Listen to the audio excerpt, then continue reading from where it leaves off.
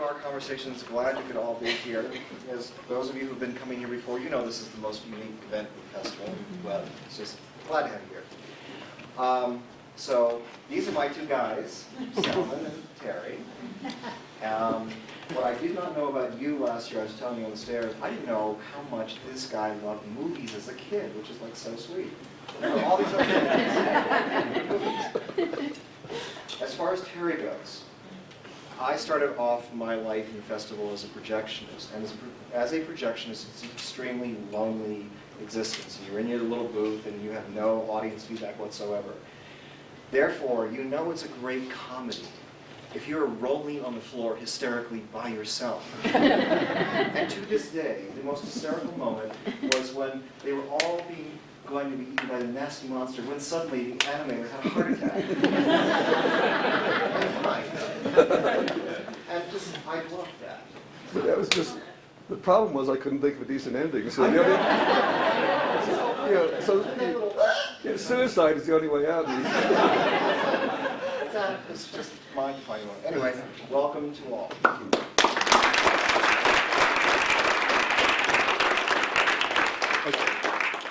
Okay, well, I guess I'm going to kick this off, and then goodness knows where it will go. Terry and I decided yesterday we weren't going to plan it. This may or may not be a good idea. We'll see. We'll soon know. Well, yes, it's true that I loved movies as a kid. I mean, I think writers are also human beings.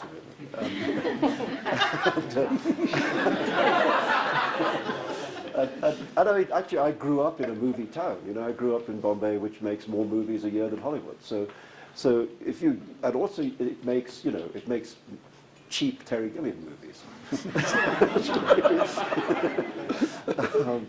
Very cheap.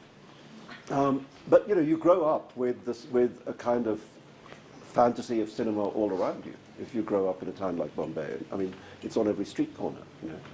And I grew up. There were people in my family who were in the movies and so on. So yeah, I mean, I think the movies were there from the beginning for me, and I think also our generation was a movie generation. I mean, when I was growing up in India, there was no television. I mean, it simply was not a TV service. So we read books and went to the pictures. And then I came to England and went to boarding school and went to university, and it was totally impossible to watch television. And movies educated me, and so I feel I'm sort of a creature of the cinema, and therefore always grateful to the great filmmakers of our time, who I think taught me as much as any novelist ever did.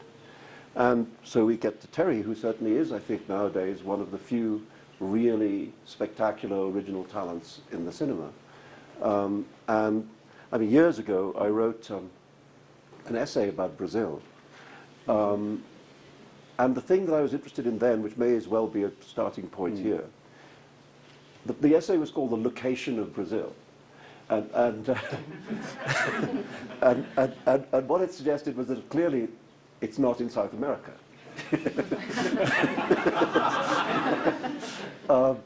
Certainly the Brazil of the movie appears to be located more in a song, than in a place. In the song Brazil, rather than anywhere else. And so this got me thinking about what is the relationship of the imagined world to the real world? How do you get there from here?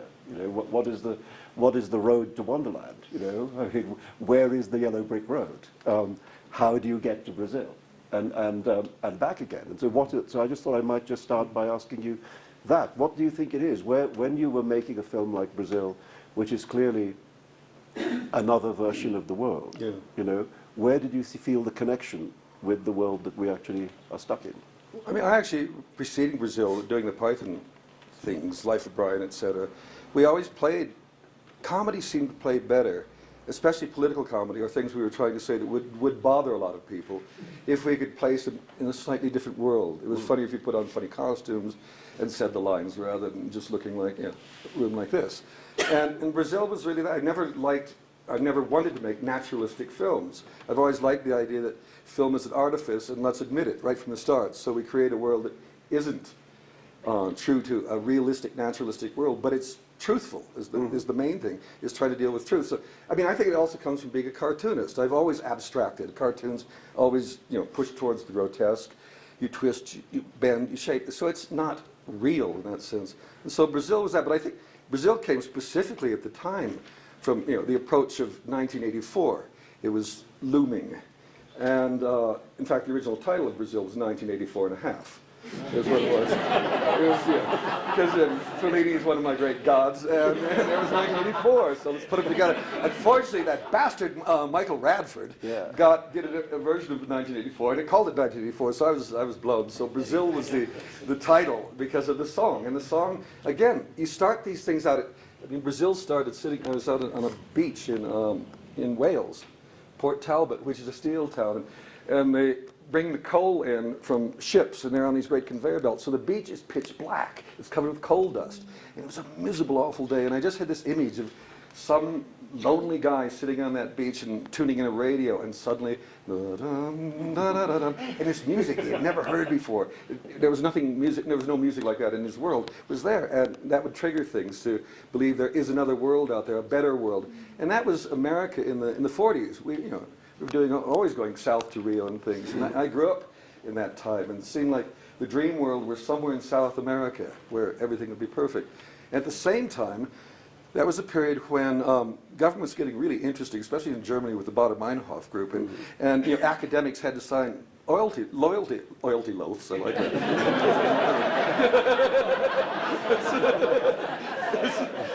Loyalty oaths. I mean, it was a very repressive time then. It was happening everywhere. It was, in South America, I was reading pieces that people would have to pay for their incarceration in jail. If they paid. Why should the state pay for putting these people up in these nice places? And there was also an article that Terry Jones, it was in a book on witchcraft he had, and as private practices with loved ones, and it was a 17th century cost sheet of what if you were arrested, put in jail, and thought to be a witch. If you were indeed convicted, you had to pay for everything along the way. You had to pay, for your food, for incarceration. You had to pay for the piles of faggots that were used to burn you. Mm-hmm. Everything was. And then at the end of it, you had to pay for a party for the court that found you guilty. And I thought, this is extraordinary. So let's get into the economics of a repressive regime. There was one of the great things about the witch hunts in England, particularly Oliver Cromwell's witch hunt in the 17th century, was that they had a test for a witch. And the test for a witch was to weigh the witch down with stones and throw them into a river. And if they drowned, they were innocent. Good for everybody else. They could sleep. So, it was one of the early examples of the double bind. Yeah.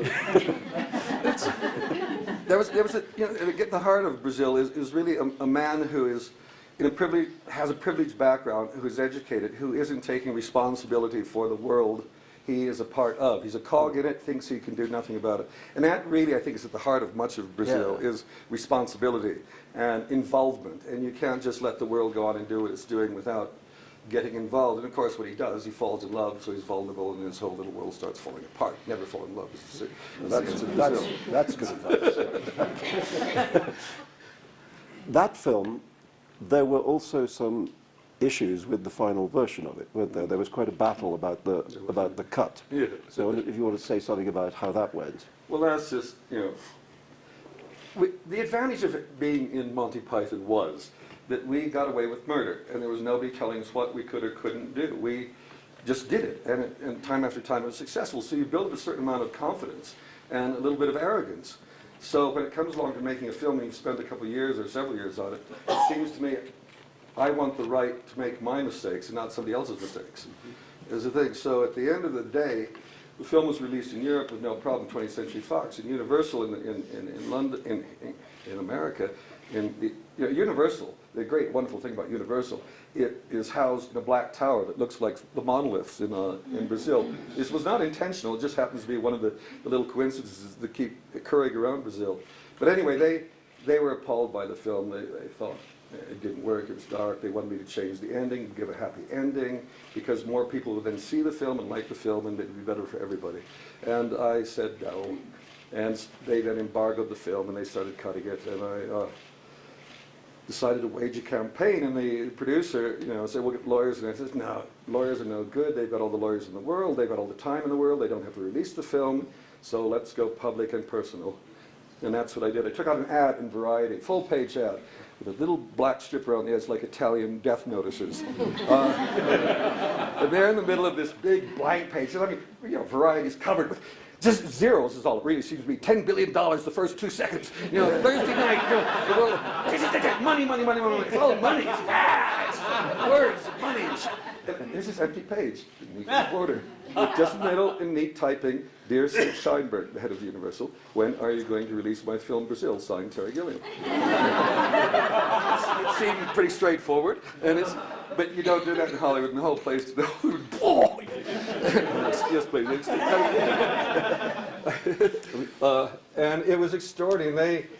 And there was a man named Jack Matthews who was a journalist for the LA Times, and he ran with this thing, and he basically kept a dialogue between me and Sid Sheinberg going, even though Sid and I weren't speaking. And so he would come to me and ask me to say something, and then he'd go to Sid and say, "Terry said this." And then Sid would react in a stupid way, because Sid really believed that if this was allowed to sneak through, this kind of expression, and artistic expression, and directors getting away with murder like that, the floodgates would open and it would be over. Yes. I mean, Hollywood would collapse. Yes. And so, and he actually believed it. But this dialogue went on, and eventually we won the day ultimately by having earlier taken out ads saying any legitimate journalist would be flown to London, or where we're showing in Europe, or we would just bus them down to Tijuana where we could show it in Mexico. And basically what finally happened is we started a series of clandestine screenings in homes of the LA critics and their friends, because there was this embargo saying we could not show that film anywhere in America, ever. And at the same time, they're beavering away doing their version of the film. And the LA critics, eventually I think about 75% of them saw it. And when it came time to vote for Films of the Year, they discovered in their bylaws that the film didn't actually have to be released. It could still qualify. And so, on the night of Universal's biggest film of the year, Out of Africa, premiering in New York, Redford, everybody's there in their tuxes, the LA critics announced their winners. Best film, Brazil. Best screenplay, Brazil. Best direction, Brazil.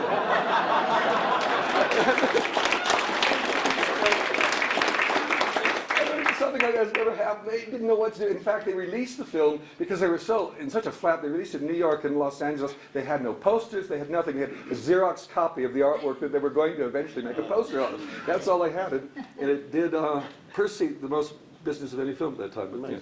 Well, it's a great story about the power of advertising. I wasn't, that's the great thing. The irony was that before I left America in '67, the last job I had was in an advertising agency doing ads for Universal Pictures. Oh, right. Well, I think there is a kind of untold story, both about writers and filmmakers, which is the people who started in advertising. The relationship of advertising. I remember when I started in advertising, Don DeLillo, Joseph Heller, I mean, lots and lots of people, and when I was working in advertising in the early 70s, the commercials filmmakers, Nicholas Roeg, Alan Parker, Hugh Hudson, David Putnam, Ridley Scott, Tony Scott, they were the guys making the hair. I mean, I made a hair care commercial with Nick Roeg. Did you ever buy the product? No, well,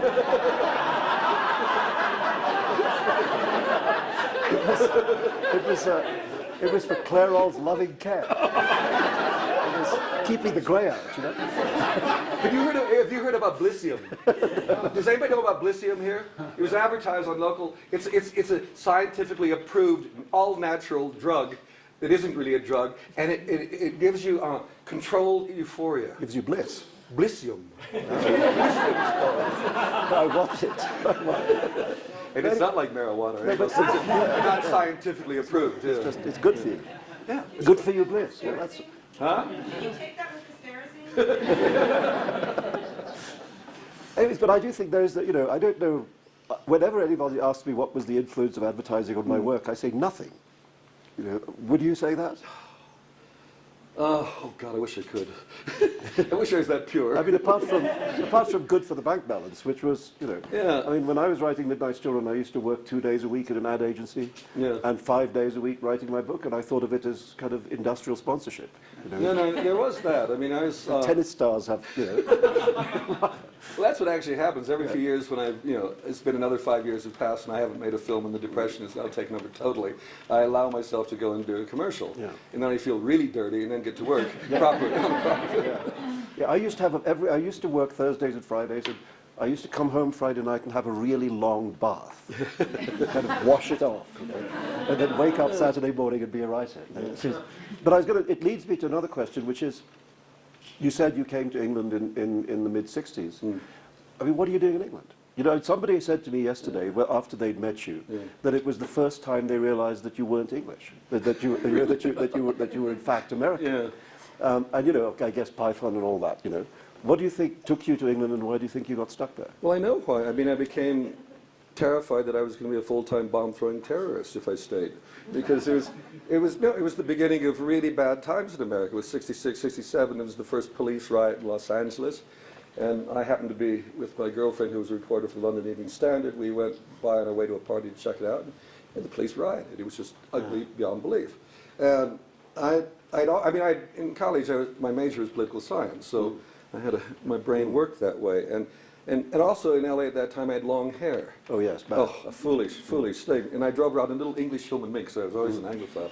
And every night, with the top down, I'd be hauled over by the cops and up against the wall and all this stuff. And they had this monologue with me. It was never a dialogue. They just knew I was a long-haired drug addict living off some rich guy's foolish daughter. Yeah. I said, no, I work in advertising. I make twice as much money as you do, which is a stupid thing to say to a guy.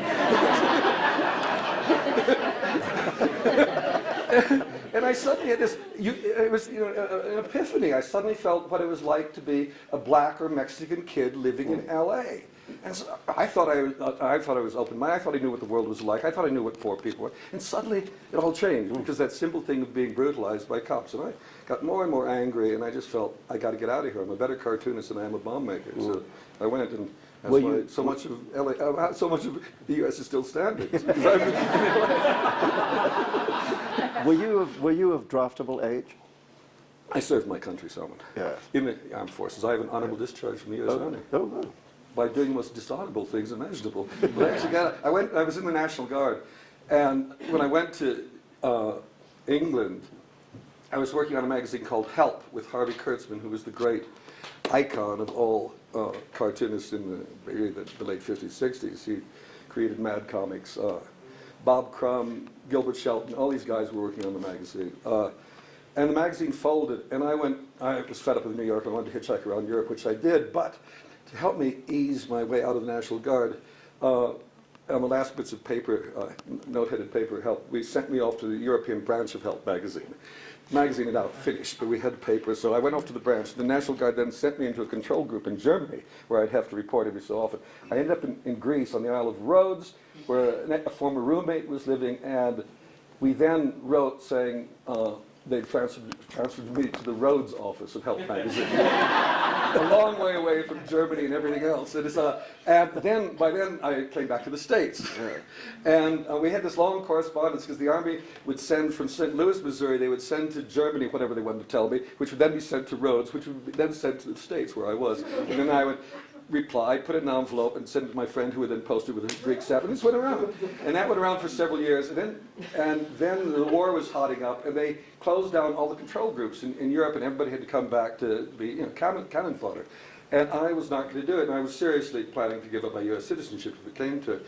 But I luckily got a lawyer who, we then went around to all the magazines and television stations I was working for, and they all wrote letters saying, were I to leave their employ, their organizations would collapse. That's essential to the well-being of them. And I think out of all the guys that were coming back out of the control groups, I was one of 6 that got an honorable discharge. And I mean, by lying, cheating, and behaving in the best American traditions, certainly of corporate leadership. That's the main thing. I could have been the man at Enron if I stayed. That's 2 things America escaped. The bombs and the Enron. And now you still, I mean, you're more comfortable based in England, or you spend more time here now, or? No, I mean, I live, London's full time. Yeah. I mean, I can't say I love England, but I'm less unhappy there than other places. I mean, it's partly being a reasonably well-educated, reasonably intelligent American. I think there's such a responsibility, this being the richest, most powerful planet on Earth, and I wanted to have a different perspective than the perspective you're allowed to see from Here. where you are. Yeah. And it's very important. And so all my films are really about America in many ways. And I always used to say their messages is, I used to say, but I can't say it now. I used to say their messages in bottles for America, because I just think I need that different perspective. And I think all of you do, frankly. Now, I remember talking about your hair experience, and there was a time when I had hair. And actually, about the time that you're talking about coming to Europe, I made my first visit to America, actually on an advertising gig. And it's because I was being asked to write travel advertising, encouraging people to take their vacation in the United States. And at that stage, I had never been to the United States. So they very kindly, the American government, this is, I mean, I guess Nixon, sent me on a free trip around America to have a vacation so I could go home and write about having one. And I arrived in San Francisco with long hair, no beard but Zapata moustache, if you remember that. I mean, that's how long ago it was. There was a sign in the immigration law saying, a few minutes extra in customs is a small price to pay to save your children from the menace of drugs.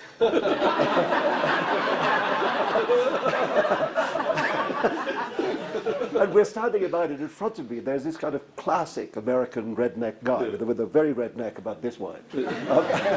And he turned around to me and with a complete kind of change of heart, he said, "Buddy, I sure feel sorry for you."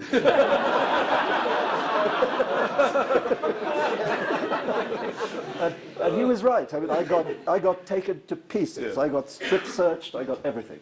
And I arrived in America, for the first time, trembling like this. And there was this tiny lady standing at the bus stop waiting for the bus, and she saw that I was in a terror. She said, "What's the matter, dear?" And I said, and it kind of all poured out. And she did the other side of America. Yeah. She did this amazing thing. She apologized on behalf of the United States. She put her hands in the elocution position, and she drew herself. She was like, Grandma Clampett, She was this tiny old lady, and she said. And she made a formal apology on behalf of the American people. And it fixed it, It was, then it was all right that I could go and enjoy America, So, yeah. But you're right. I mean, that is the great thing about America, the American people. Yeah, that they'll do that too. Yeah. First they'll search your rectum, and then they'll apologize.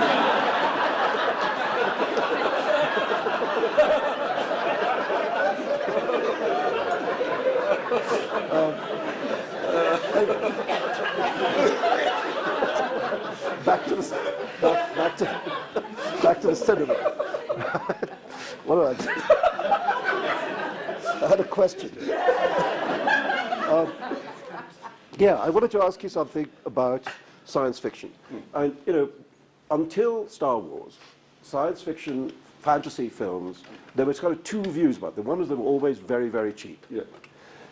And you could see the furniture move, with the rocket door slammed, the rocket shook. And secondly, the truism was that they were never commercially successful. They just made they were these little, not even B movies, but C or D movies. Then along comes George Lucas and the Terminator and Spielberg and all that. And now, really, probably the biggest commercial sector of the cinema is fantasy/science fiction movies. Now, first of all, I wondered if you had any view on that huge shift of weight in the cinema, of what the cinema expects. I mean, and then to lead into 12 Monkeys, which is sort of your very, at an angle take on that science fiction film. What do you think of that? Do you think it's... I don't know. I think the problem, I always grew up loving sci-fi films. I mean, I never liked the wobbly ones, but the ones that were better, like them, War of the Worlds was very well done, and George Pell did a brilliant job on that. There was Nick Do, whatever. What's the one where, Michael Reddy comes down and what's he say? Come on, what does he say? These are the people. Classic erotic Nick Do. There you go. They should be up there. But those are really good ones. I loved all the big bug films as well with them, the ants. So there were quality ones, and then there were crap ones like Ed Wood's films, which Oh, yes. yeah, I mean they were he was inspired but untalented. Yeah. That was the problem. And so I don't know. There was a story when 2001 came along. That was the moment that I thought was something, the sci-fi at its finest, because it was intelligent and it seemed to be grounded in something. So Yes. it wasn't fantasy, but it was so wild and extreme that it was like fantasy, and that intrigued. And then George and Steve came along and took all the stuff before, put it together in one thing, made it really glossy, and off we went. So the world changed. The problem is, I think a lot of the earlier films raised questions all the time. Exactly. Well, science fiction was always about a vehicle for ideas. Yeah. It's a kind of form which allows you, either movies or books, to be an exploration of ideas about how shall we live. And That's et exactly. cetera. I mean, it's like going back to the question about where is Brazil? In sci-fi movies, you've moved beyond the real world, so you can abstract it and then comment upon it. Philip K. Dick was always my favorite sci-fi writer, because it wasn't so much about sci-fi as about the human condition, is what it was. Yes, And- you remember the original title of Blade Runner, which asks an intellectual question, Do androids dream of electric sheep? Yeah, exactly. and it's a truly, I mean, it's the difference between 2001 and Close Encounters. 2001 ends with a question. Yep. It ends with, you're not sure what is going on there. There's been a strange room experience, then there's the baby. You kind of feel there's a rebirth, there's a beginning of something new, but you don't know what it is. Close Encounters ends with an answer, Yeah. and it's little kids in latex suits that come out and go like that. And there's a moment in Close Encounters before the little kids in latex suits come out with the wrinkles on their wrist, and then when the door first opens and this blinding white light comes out, and this strange, almost praying mantis figure rises in, and I would have just cut to black at that point. Yes. And say, leave the audience with a gasp and say, and then your brain has to start working, and it Yes. starts filling in the gaps and creating. But that's the problem: is the films we're seeing now give you all the answers. They plug all the holes. They don't make you Yeah. disturbed. I mean, I felt that when I saw, did you see the Spielberg, Kubrick, artificial intelligence, AI? Yeah.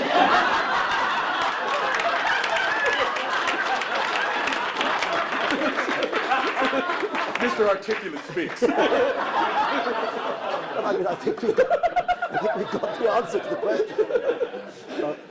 But there's a moment in that film, about 35 minutes before the end, when the little robot kid decides the world is not worth living in and dives off the building.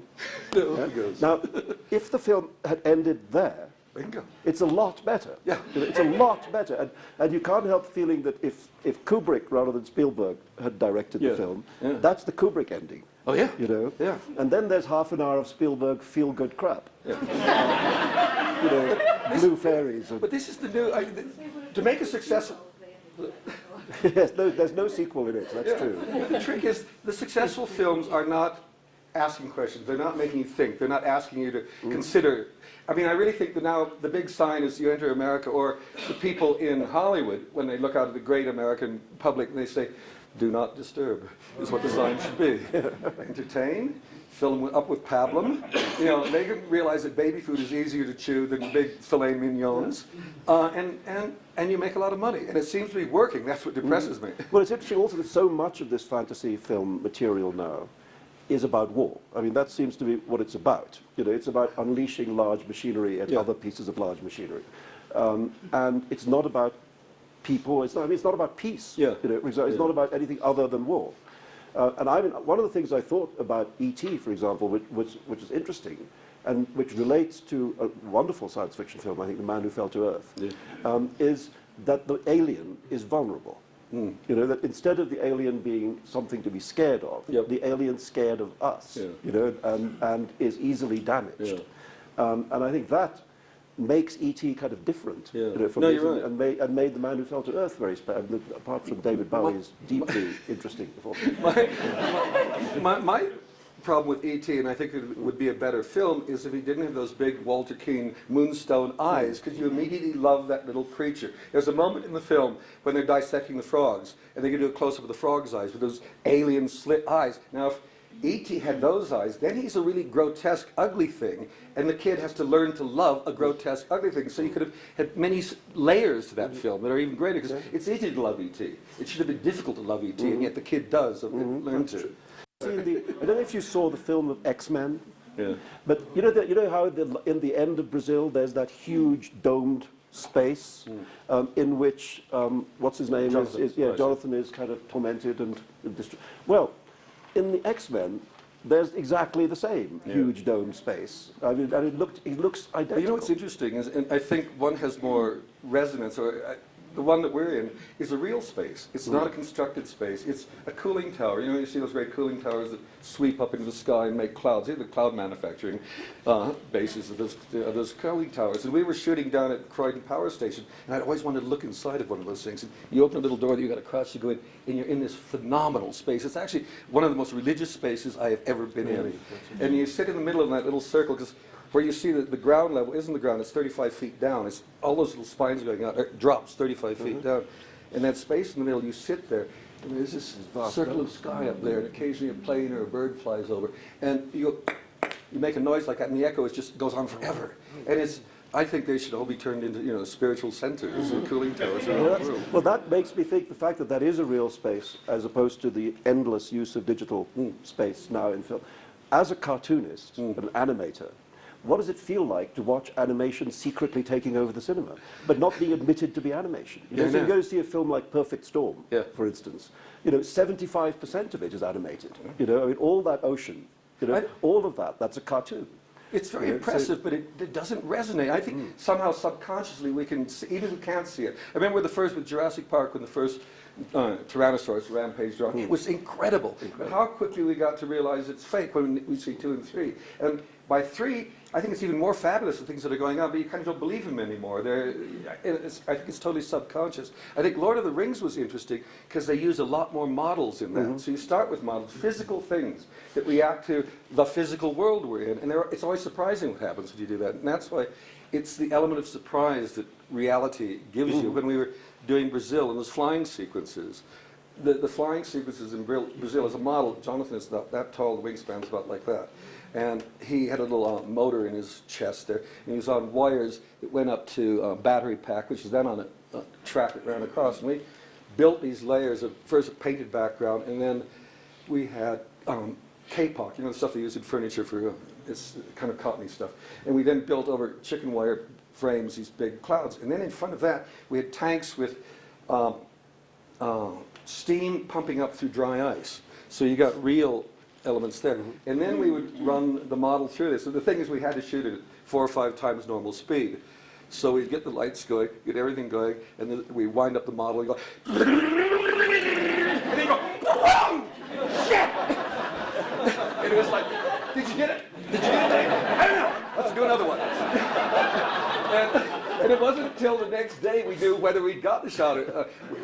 But what was wonderful, the next day we saw when the wings, now it's slowed down, we're just, boom, and they bend. They do all the things that real things do. And when they came in contact with the steam dry ice clouds, the clouds would swirl and do things that were just magic, which you could never animate, I don't think. You would never have that many odd things happening. Animation is great on one level because you've got total control.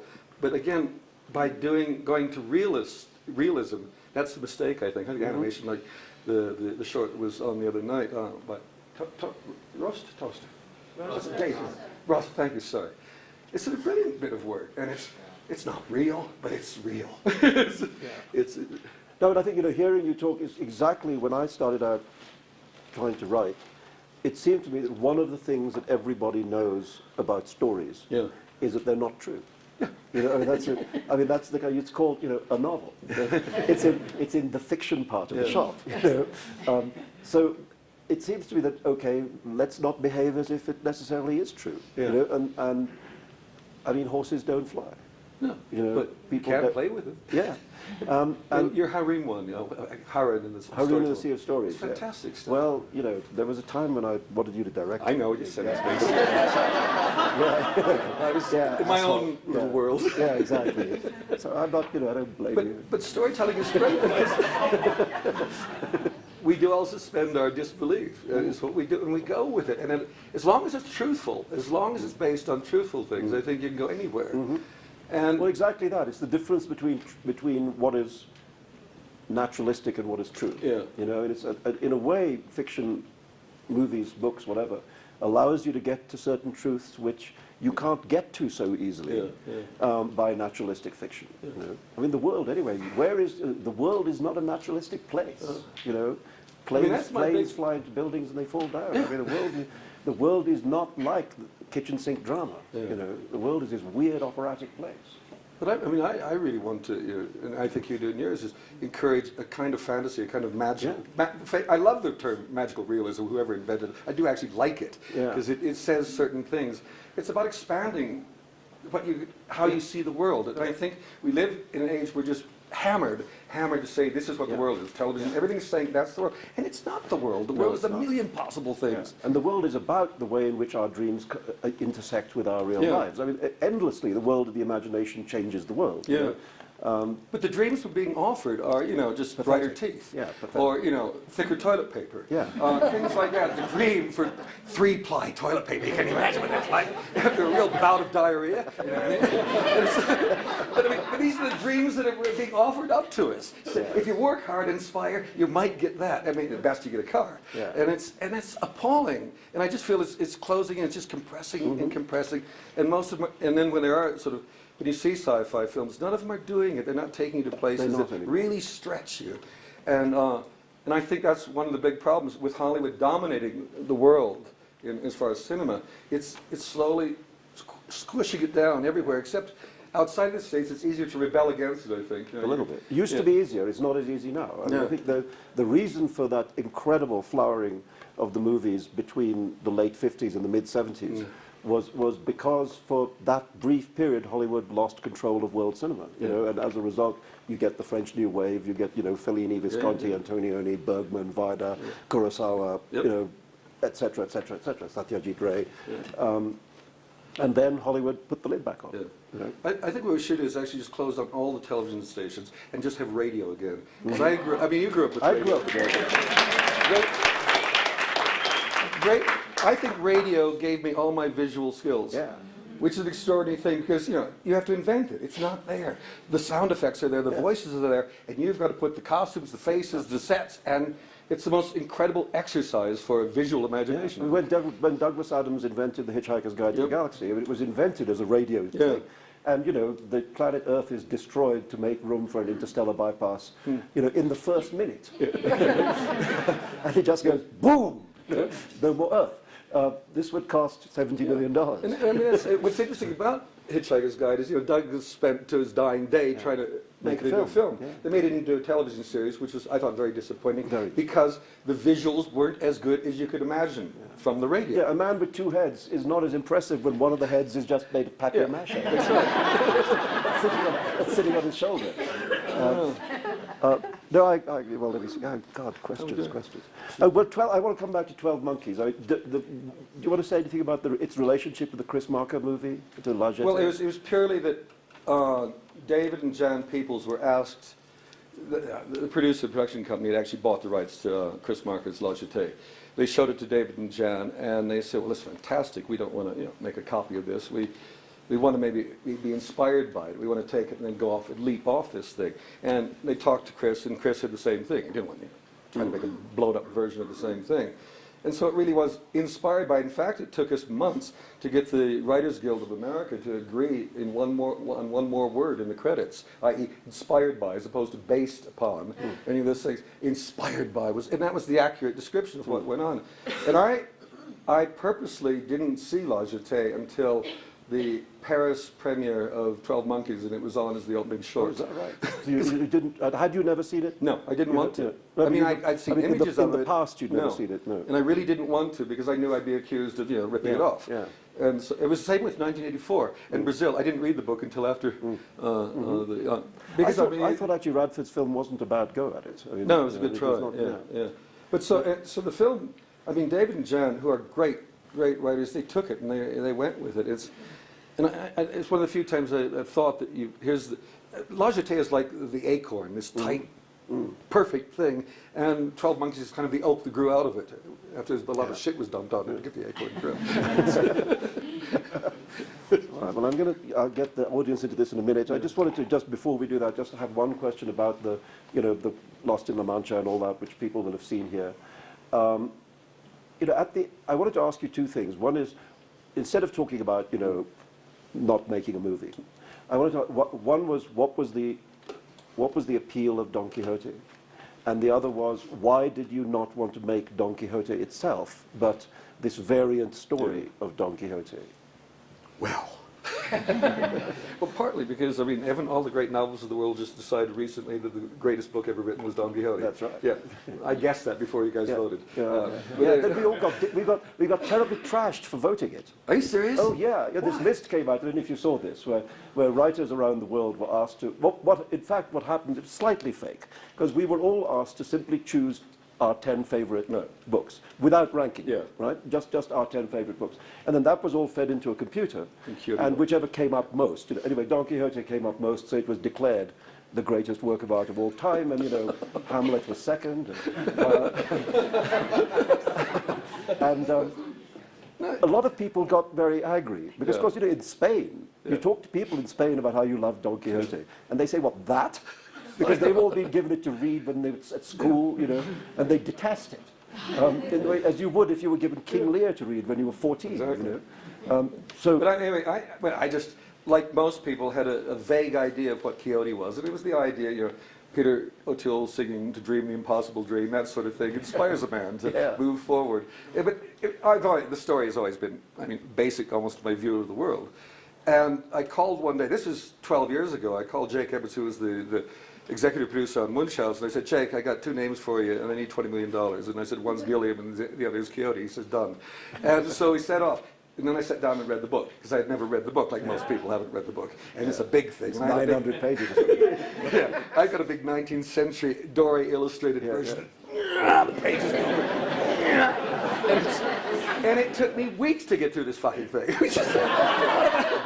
And then so we then sat down, Charles McCune and I sat down to try to write a script on it. And you can't. It's too vast. It's so extraordinary and so wondrous. But we tried, and we beat the thing to death, and ultimately I wasn't satisfied. And also the money didn't come through. But in the last moments before it all collapsed the first time, because what the film doesn't quite show is, they say it's the second time, it's the third time what you see on screen. Anyway, I said, I was working on another King Arthur, Connecticut Yankee in King Arthur's Court. I was playing around with that. And so I came up with this thought that why not steal the idea of a modern man and push him back into the 17th century? Because all along I thought, a modern audience, most people don't know who Quixote is, and how do you distinguish between a man who wears funny armor in the 17th century from guys who are wearing good armor, who think, because he's dreaming about an age of 100 years before. And so a modern man would become our guide. He would be us, and he would go into this world, and it would be filthy and foul and pestilential, but also at the same time he would discover all the things that are not in his life. And so that was the form of it. And I thought, in the end, we were able to pick the bits of Quixote that I really liked and put them together in a new form. And I was arrogant enough to think that Cervantes would even approve of what he does. Because Cervantes was a wild guy. Cervantes was not a polite writer. No. He'd had one hell of a life. He'd been, a slave. He'd been in a debtor's prison. Yep. The exact contemporary of Shakespeare, day for day. They were both pretty much roaring boys. And I'm sure Cervantes would have wanted almost. There's a great translation of Quixote. Actually, most translations of Quixote into English suck, and they make the book seem about as deadly dull as it's possible to be. And then at one point, the novelist Tobias Smollett, a couple of hundred years ago, translated Quixote, and he, his Spanish is not perfect, so he did it from a literal translation and so on. It's the only translation in English that feels as sort of rambunctious, as the original is supposed to feel in Spanish. And it opens up the book completely. Anyway, there's a wonderful sentence at the end of Don Quixote, the novel, where Quixote, old and dying, has kind of come to his senses, and understood that he's been kind of nuts all his life, And the phrase he uses to describe his madness, he says, I've been looking for this year's birds in last year's nests. Yep. Which seems to be a wonderful description both of insanity and the movie industry. Does it ever feel like that? Always feels like that, yeah. All right, well, I'm going to ask... The trick is to be more more pig-headed than they are. is Yeah, the trick. obstinacy, that's the thing. Yeah. All right, I'm going to see there's various, this is from Nope. them. Anonymous letters, eh? From Le Corbeau. This one perhaps isn't exactly what we've been talking about. Could you comment on any similarities between Islamic suicide bombing and events like Columbine, given the difference in social economic conditions? Is there a common theme of alienation? 99 3/4, I think, is the answer. Yeah, thank you. That would take a long time. Yeah, no, that's Sorry. come next week when we won't be here. Certain people may not like our opinions on things. Sure. Yeah. How do you keep from getting down about your project? And how do you keep artistically sane? And then there's a question about what other projects have you got in the pipeline? I don't know if you do avoid getting down, because I'm always down. I mean, I maintain sort of one public face, and my wife knows the truth. And it's, no, I mean, what's bizarre about this Quixote thing, after that went down, we worked madly on two projects. A book called Good Omens. I don't know how many of you know Good Omens.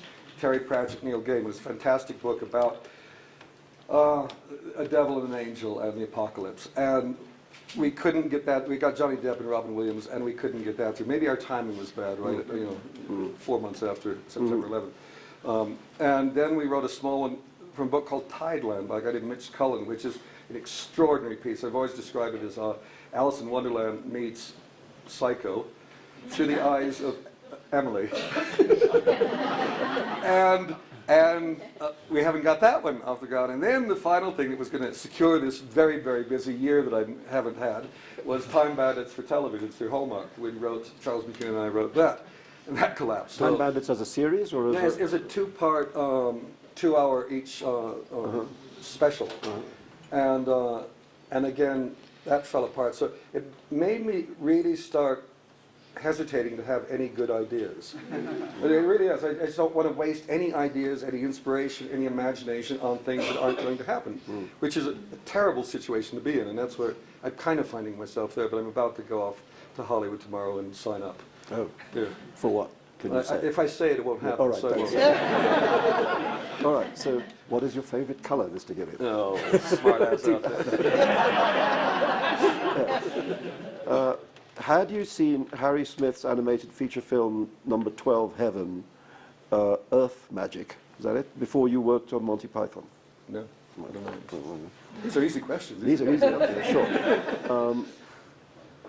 Do you strive to maintain a balance of high-tech and Godzilla-like low-tech effects in your films? Yes. Okay, next.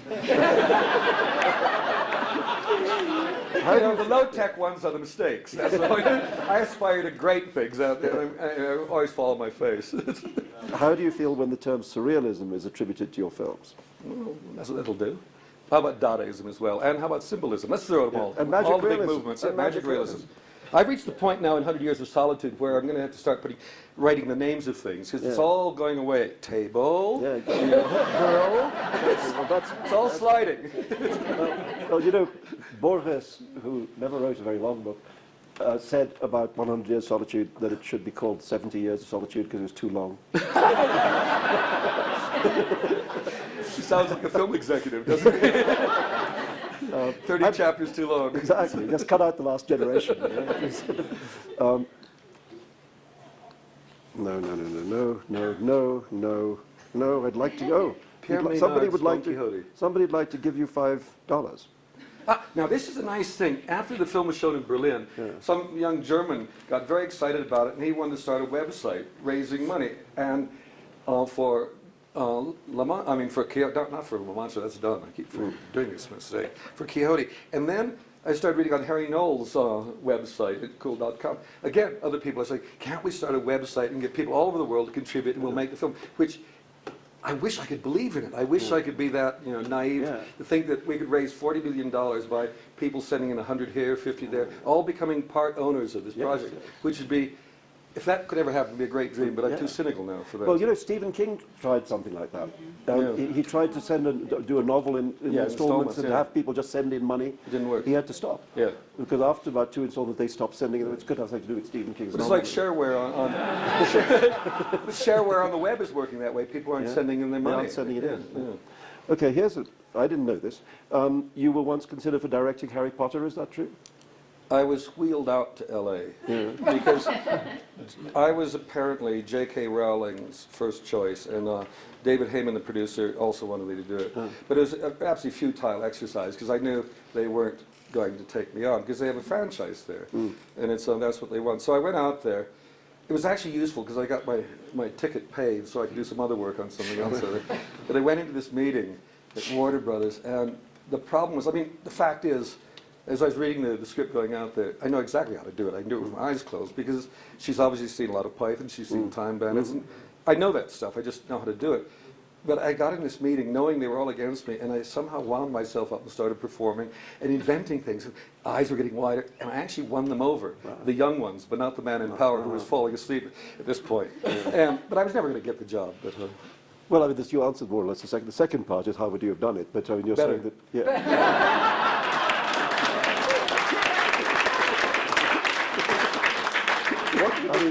What do you like the Harry Potter books, or do you? yeah, like, I enjoy them. I mean, I don't think it's great writing, but the pages turn. I actually find the pages turn quite easily. by themselves. Yeah. It doesn't expand my mind in any way, but the pages turn. They do. And the best thing about Harry Potter is the third book, 560 pages long, and she got kids to read books 560 pages long, and that for And everything. to say that it was too short. You know, there were all these kids after Goblet of Fire came out, and you know, TV companies amazed that children were reading 700-page novels. Were asking them, is it okay? Is it too long? They said, no, it's too short. You know, Because she was under a lot of pressure to cut that thing, and she did. And I think it must have opened all sorts of desperate eyes out there that children can read and they can get lost in books and blah blah blah. Well, I mean, Lord of the Rings, of course, is even longer. You know, But it's it's an a older, good film. it's older kids. But it's also No, a good but- film. Yeah, exactly. I mean, the books, I'm saying, were also huge, great. I mean, I read. I was never a big fan. You were not? No, I like it better than See, I the didn't books. start reading them until I was about 31. Oh no, that's the wrong age. Yeah. No, I read them when you're supposed to read them Yeah. when you're about 15. you know. Philip Pullman, how are we doing with Philip? I don't like Philip Pullman. See, I'm sort of torn on it. I don't go for it. I don't buy it. But it's going to be the I next like one. that God dies at the beginning. I think that's good. That's a good start. Hollywood's bought it, and I don't think they know what they bought. No, 'Cause I it's had really expensive. No, well, I met Robert Shea who bought it, you know, who made Lord of the Rings, and he said, "So, what do you think of Philip Pullman that we've just bought?" And I said, "Look, I'm sorry, Bob, you know, but I think the difference is that you love the Lord of the Rings. You know, there are characters in there, you know, hobbits, etc., that you love." And the Philip Pullman books you can admire and you can, you know, be, etc., but there's nothing there to love. And that's the difference, you know. I think you can do it. I think I can. I'm sorry. Yeah, I'm going sure for the can. job because I feel Well, there's it's a going lot to be of big. It's going to be big. But they're going to have to cut all the religion because religion dies in that film. Exactly. Religion is the enemy. Yes, almost. religion is the enemy. Well, that's, you know, that's the good bit. So, of course it'll be cut. No.